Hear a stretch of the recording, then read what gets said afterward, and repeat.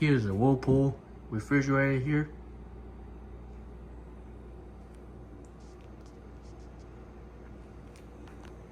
Let's open it up.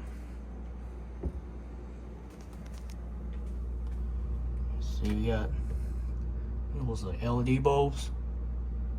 Controls on the inside, which both the bulbs do work in here. So stick it here. This is model WRB322DMBW00.